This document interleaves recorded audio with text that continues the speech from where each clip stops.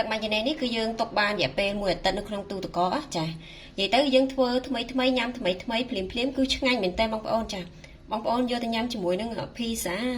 ស្លាប់មាន់ភ្លៅមាន់ឬក៏ដាក់ជាមួយនឹងសាំងវិចអីគឺត្រូវទាំងអស់ចាសម្រាប់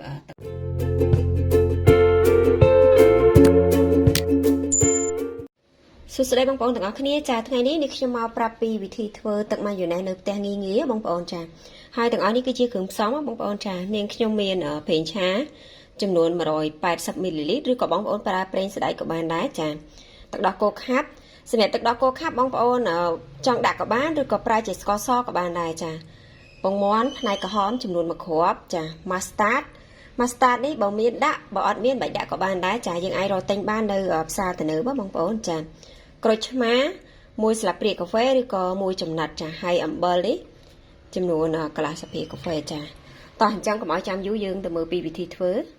ចាអញ្ចឹងបងប្អូនយកគ្រឿងផ្សំដាក់ចូលនៅក្នុងម៉ាស៊ីនក្លុកចាទឹកដោះគោខាប់នេះខ្ញុំដាក់1ស្លាបព្រាបាយចា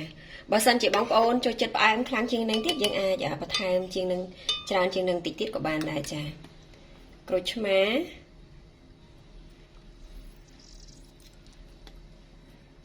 អំបិល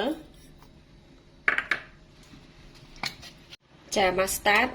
កន្លះស្លាបព្រាកាហ្វេបងប្អូនចាសម្រាប់ប្រេងឆាគឺយើងដាក់នៅពេលដែលយើងក្លុកគ្រឿងនេះមកចាំបងប្អូនចាក់បន្តិចម្ដងណាចាចាអញ្ចឹងបងប្អូនយកគ្រឿងផ្សំដែលយើងដាក់មិញហ្នឹងដាក់នៅចូលនៅលើម៉ាស៊ីនក្លុកមកបន្ទាប់មកយើងធ្វើការបើក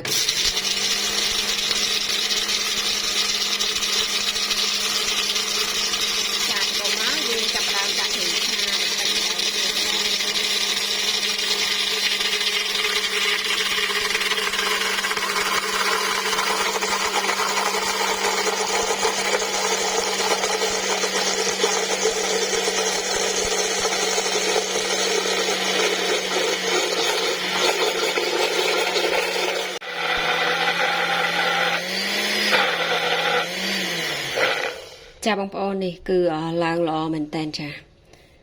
ឡូវយើងយកចេញមកដើម្បីចាក់ដាក់ចានណា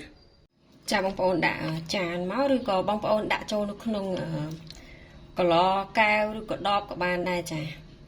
នេះបងប្អូនគឺល្អមែនតើចាទឹកម៉ាយ៉ូណេសនេះ